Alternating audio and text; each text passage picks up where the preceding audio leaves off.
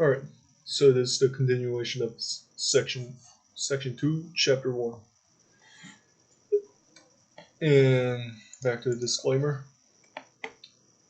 So there it is. Zoom in for a while and go back to the main picture. So anyways, what was chapter 1 about again? It was Unfaced Challenges and Strenuous March. Alright, cool. So what I shall be doing now is... Oh yeah, here. Yeah, I found the place to continue. Alright, so let's begin. Officer Kai tapped on Seth's shoulder when he returned. Hey Seth, what do you and Lucio always fight? Seth sighed and shook his head. That guy reminds me of another small guy in my previous job. I hate both of them, and it feels like my very bones shake in severe anger when I see him. Why do you talk to him then? Just leave him be, Officer Kai said. Seth clenched his fists. Because he always gets in my way. He looked at Officer Kai. I wanted to chillax on the wagon right now by being a driver, but he refused, even though he got to do it so many times before. Oh, okay, but calm down, Seth. You'll get your chance eventually, Officer Kai said. Charge! Capture as many people as possible. Upon hearing Commander Lapido's orders, the medium melee infantry charged into the first village. Many of them had their weapons raised high, as they ran to meet any resistance. But, as usual regarding an initially peaceful village as this one was, there was no one to be of sufficient resistance against the raiders who came upon them in sheer surprise. Therefore, the medium melee infantry easily captured many people, tied them up, and brought them back to the wagons to be transported back to the ships. Soon, some villagers began waking into the realities and started fleeing the village. Commander Lapidos pointed at the fleeing villagers. They're trying to escape. Don't let them spread the news of our arrival. Some soldiers tried to pursue them, but they all turned around upon hearing the galloping sound of horses. Alexios raised his sword into the sky. Charge! He looked back at the soldiers. Go back to raiding. We'll deal with those villagers. Yeah, that's right.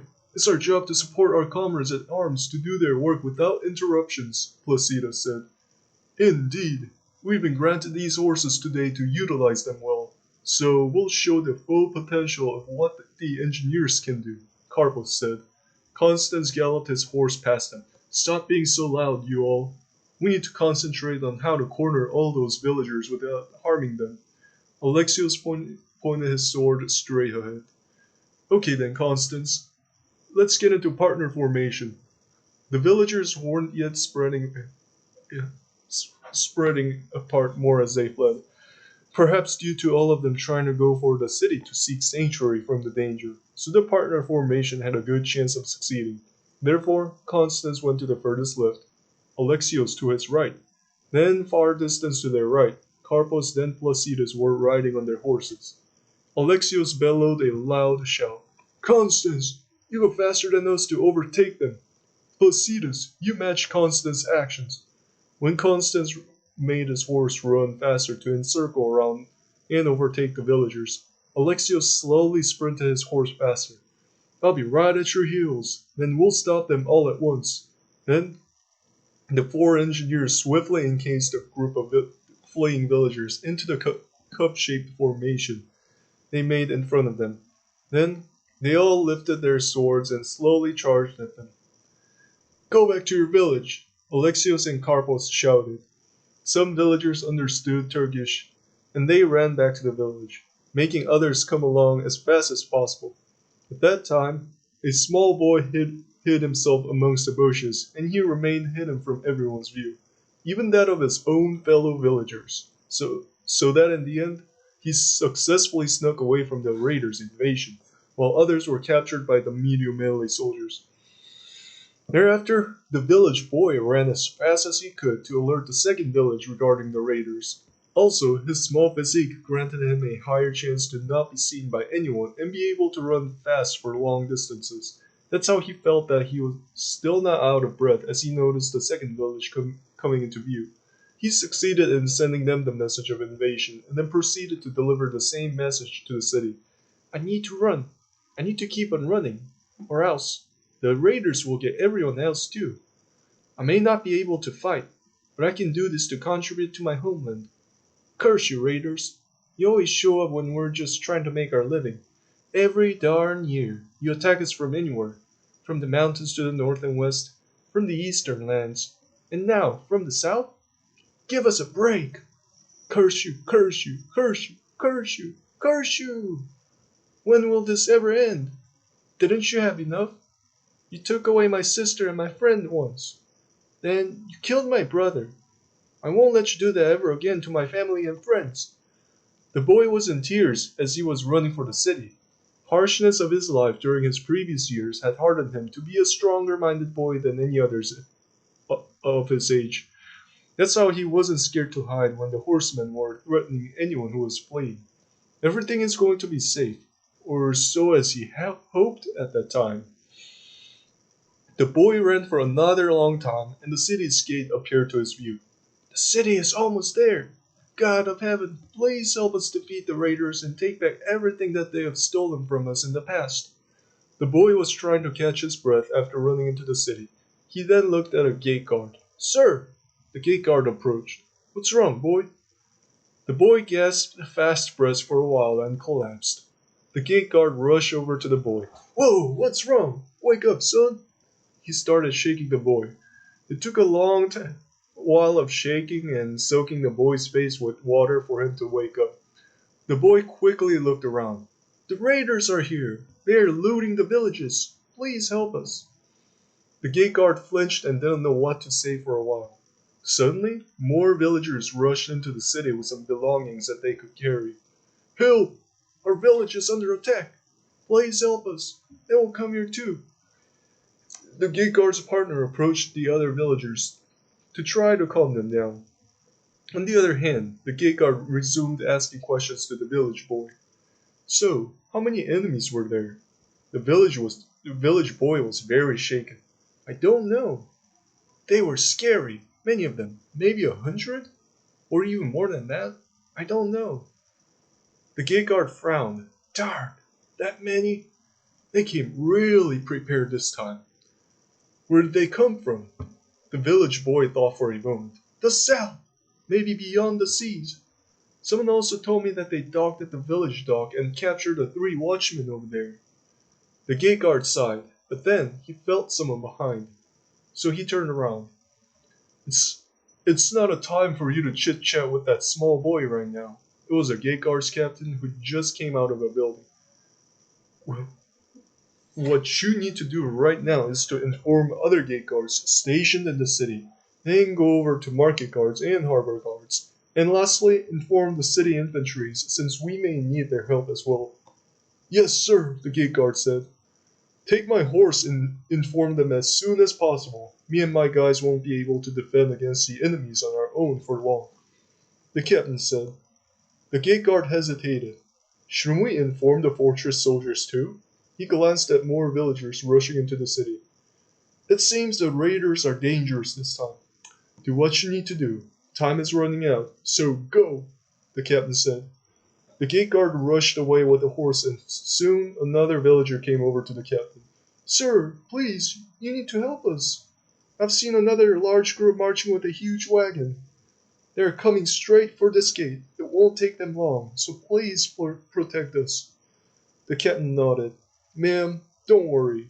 You and others just go straight to the church and stay there until everything is over.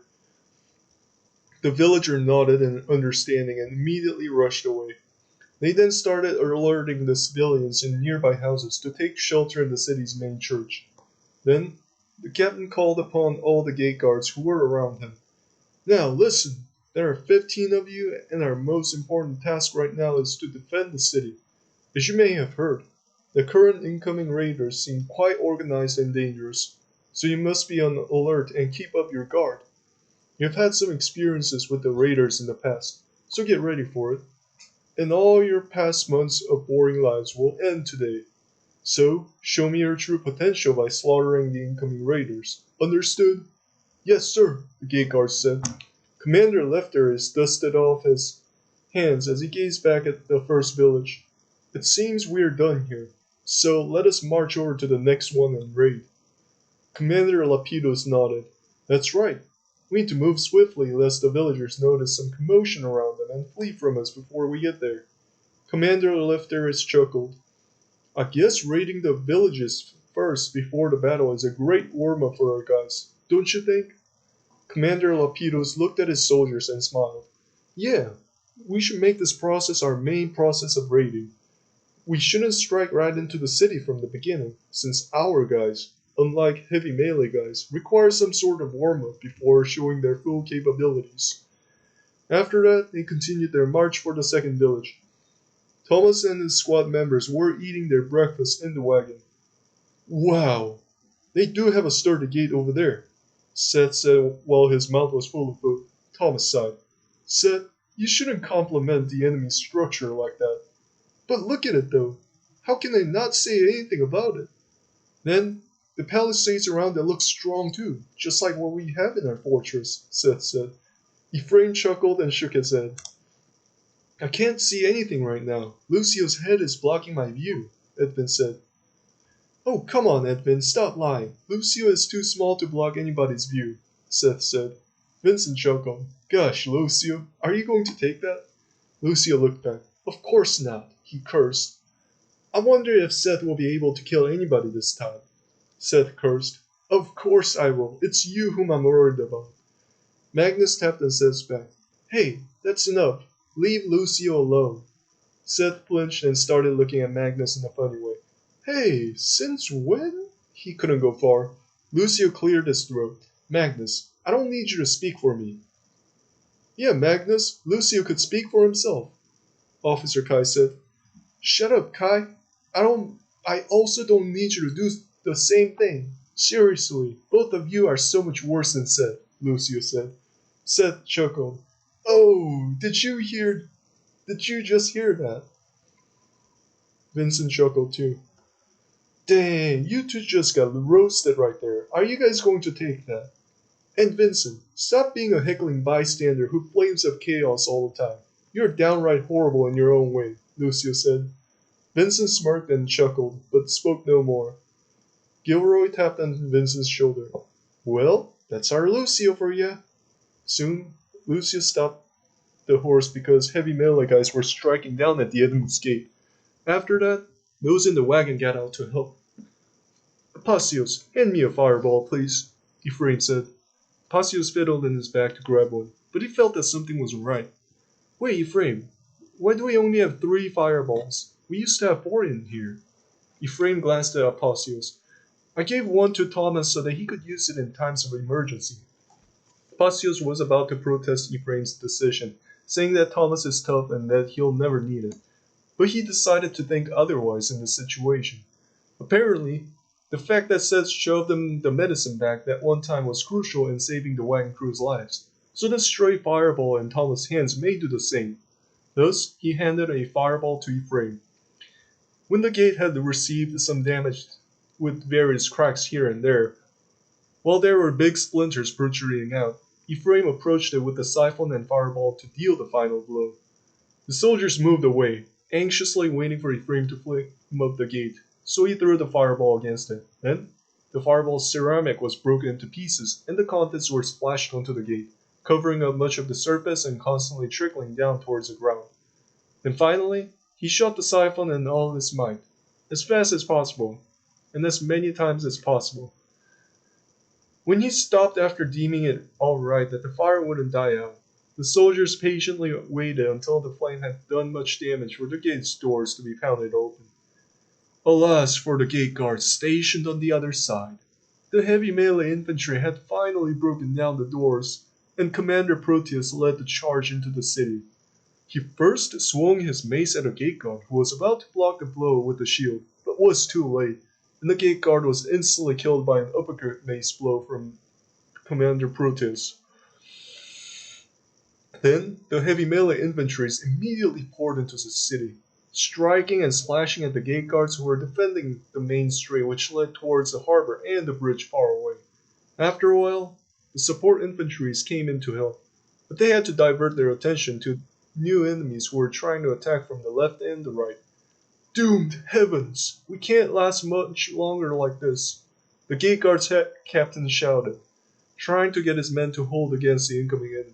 Surely, the small village boy was right. Those raiders were some serious bunch to handle with just mere gate guards, and they already outmatched the guards in numbers. Therefore, out of complete desperation, he looked back, either looking for some chance to flee or hoping for reinforcement that he called for a long time ago. Don't worry, comrade, because we are here. The market guard's captain appeared with his men, around 30 of them. The gate guard's captain sighed in relief as he looked at his comrade. Minua, thank goodness that you're here. You guys came just in time. Minua chuckled as he drew his sword. It's our time to shine. Let this be a chance for us to repay for all the wages that we have received from the city's coffers. He then looked at the enemies, but flinched. Good grief! Hey Narcus, they don't seem like everyday raiders that we see around here. What's going on? Narcus took some deep breaths and shook his head. I don't know. Anyways, regardless of our honor and pride, if we linger around here much longer without more reinforcements, then we'll all be massacred. Minua chuckled uncomfortably. Well then, let's see when things become hopeless. Maybe then we'll be able to know how our forefathers might have felt fighting the Turks. Hey, Captain Niles, are we seriously going to just stay put here until everyone else comes back? A light archer recruit said. Yes, this is the task that we've been assigned by our commander. It's the easiest task, so you shouldn't be complaining, Captain Niles said. Well, even the fortress keepers get to leave the ship and fight, so why can't we? It's not like the enemy civilians are going to steal these ships, the recruit said. Captain Niles sighed. I told you, maintaining these ships are our task right now, so we need to do as we were told. Furthermore, fortress keepers are going there as manual labor support, so they won't be doing any fighting. Also, a wise general always prepares for anything to happen at any moment, which means we need to be present on these ships at all times. Captain Niles' officer noticed a group of captives coming with 2 medium melee soldiers leading the way. Look, now we need to watch over the captives in case they plot something, so we need to be present here, newbie. He nodded and looked at the recruit. And trust me, you do not want to get out there and fight. Wrong move even once may mean death for you. Yes, Captain, but do other soldiers really die out there? The recruit said. Yes, some of them die. Greater the risk of death if they aren't wearing tough armor, Captain Niles said. Wow, so they can die. But still, I want to fight. I hope I get to fight soon, the recruit said. Captain Niles chuckled and tapped on his officer's shoulder. Hey, Valios, take this guy with you and help the medium melee guys out. And station yourselves in the combat ship with like 2 other guys, okay? Valios nodded and took 3 guys with them, including the agitating recruit. Some guards were sleeping on the fortress wall overlooking the city, and then a while later, their commander came up to check up on them. Hey, stop dozing around and return to your watch. I have a bad feeling right now. I've been hearing some stuff lately. The commander spent some time looking at the city, but stopped when he heard someone shouting by the gate. The commander and the guards immediately rushed over to the gate. Who's there? The commander said. It was a gate guard from the city, and he waved his hand. Sir, the raiders are here. They are looting the city. We need backup. The commander approved and motioned at the fortress gate guards to open the gate. After that, he heard everything in detail, then sent away his guards to alert Binbashi, and some time passed before the guards returned. Upon seeing them, the commander anxiously waited for his guards to tell. Commander, the Binbashi is getting your arch-rival Commander Burke to lead some of us to help out the city infantries. One of the guards was panting while he spoke. What? That Burke is good for nothing, bastard. He'll lose for sure.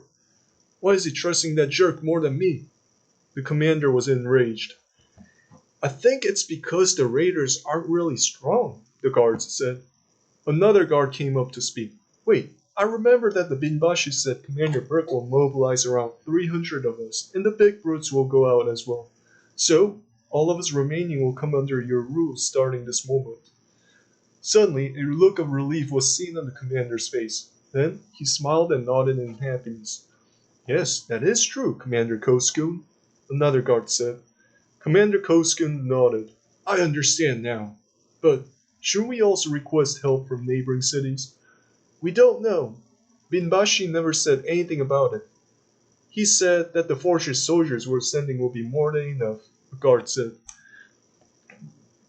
But he said that you're free to do anything as you wish in here. It's just that you're not allowed to leave, so I guess it's possible that you could send any of us to deliver a message. Other guards said. Okay then, I'll have a small task for both of you to do. Then, Commander Koskun proceeded to whisper some words to his guards, and they nodded in agreement and immediately went to get their horses and leave the fortress. Later, Commander Koskun looked at his guards' backs as they rode their horses down the fortress. Hurry up, guys. We must stop the raiders before they leave. What's going on? We're losing ground already, Minua said. Narkis looked at Minua. It's time to retreat. There's only like 15 of us left now. Back to the number that I started with. Retreat where though? Minua said. Narkis glanced back. All the way to the church to defend the civilians who are taking shelter there. And we'll regroup with other guards along the way. Minua nodded. Understood. He then pulled out the horn and blew on it, calling for a retreat. Being lighter armored than the raiders, the remaining gate guards and market guards had no trouble retreating. Some got hit by crossbow bolts and archers' arrows and collapsed along the way.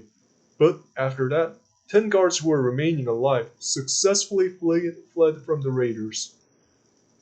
Narkis looked back at the raiders chasing them and chuckled.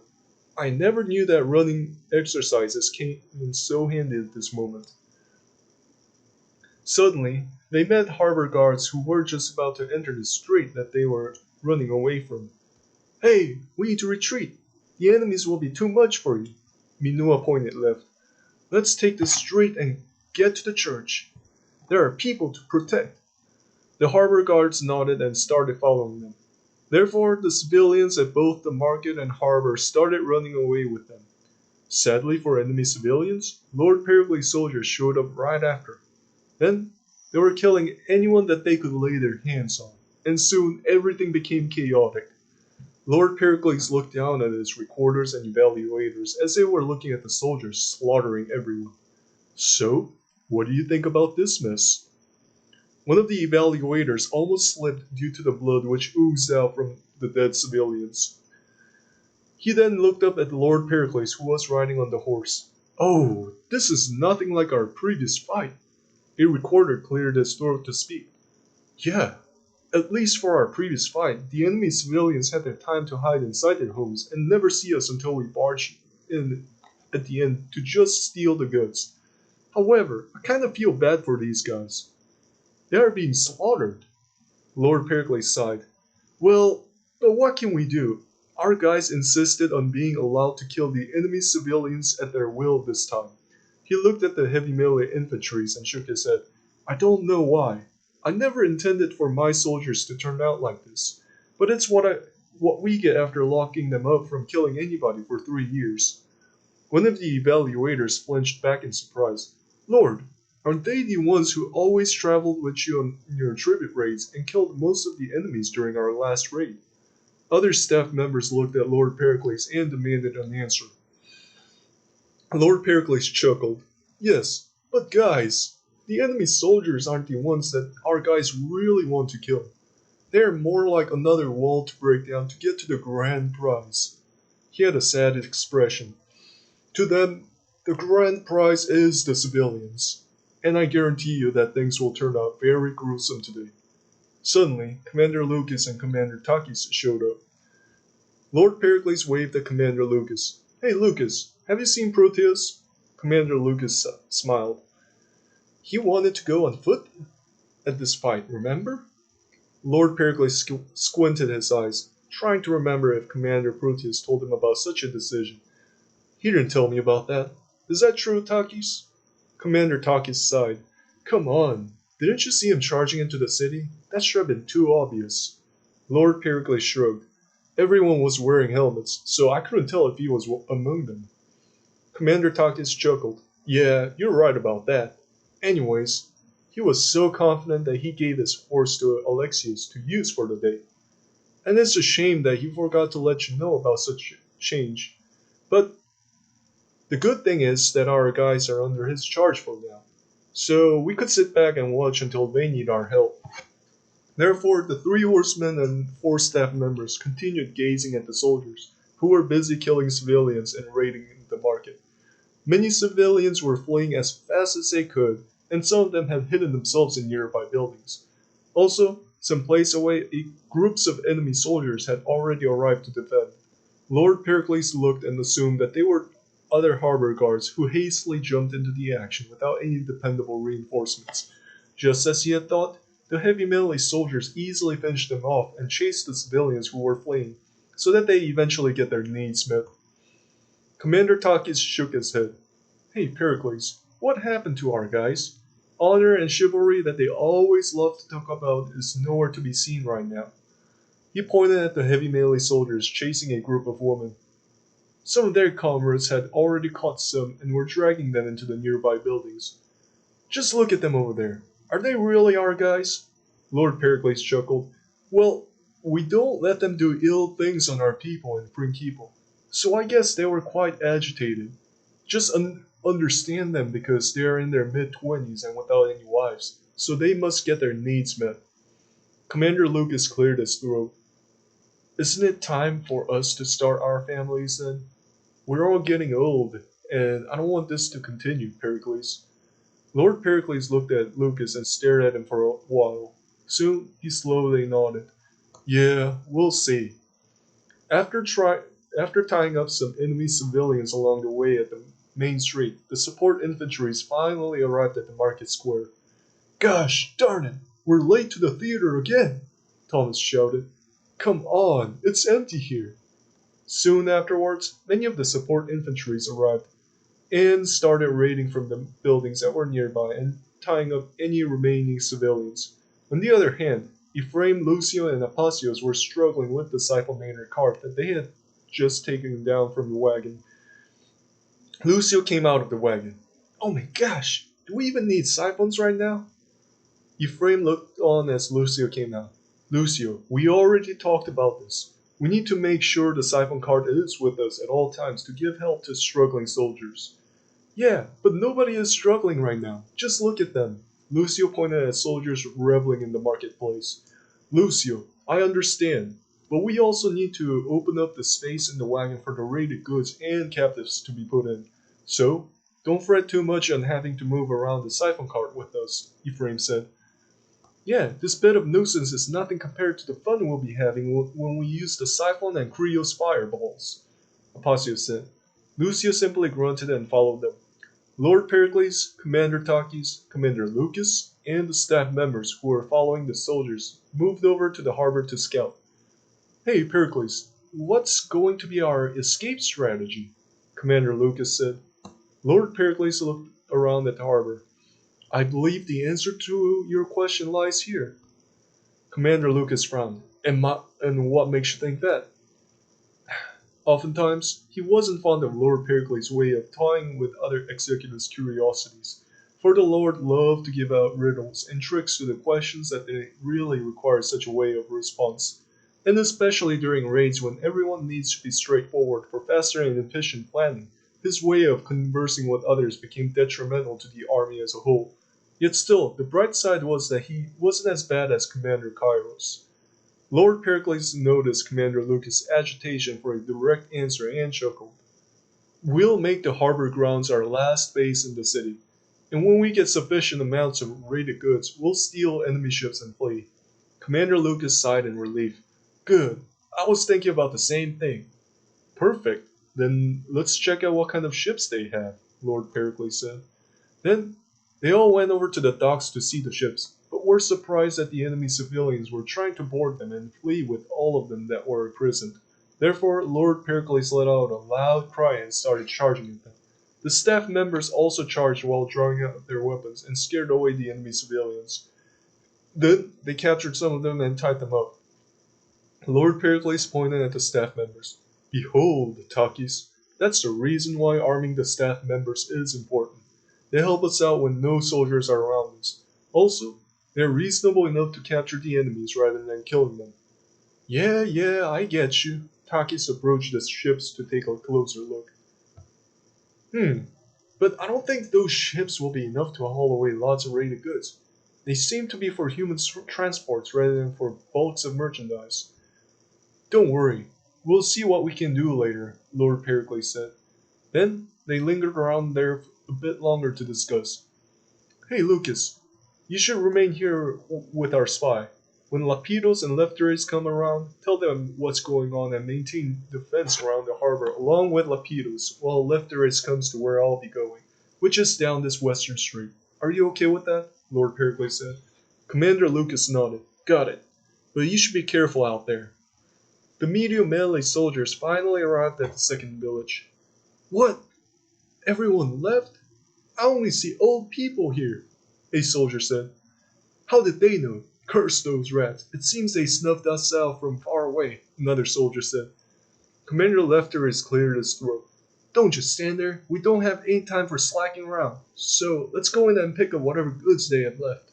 He then charged into the village. Commander Lapidos looked at his soldiers. See that? That's the commander jumping right into the action. So we need to follow and do the same. Then the soldiers shouted and charged into the village. After loading a sack of raided goods in the wagon, Commander Lefteris ran around checking upon his men and encouraging them to raid faster. Come on, let's go! Load! Clear up this place fast and set out for the city. On the other hand, Commander Lapidos was leading the raiders in the village and searching for anyone to capture. Sadly, no one was available for capture, because those remaining were mostly old folks who wouldn't even have any energy or willingness to flee and spread news. While at the same time, in the corner part of the second village, there was a filthy drunkard and an old man who was resting by the well, apparently too tired to even move. Then they noticed a raider running towards them. At first, ooh, you know what? I should just stop here. Alright, so let's just leave it at the cliffhanger. So, will that raider attack them or no? Alright, so, anyways, thanks for listening, and I'll continue on with the next.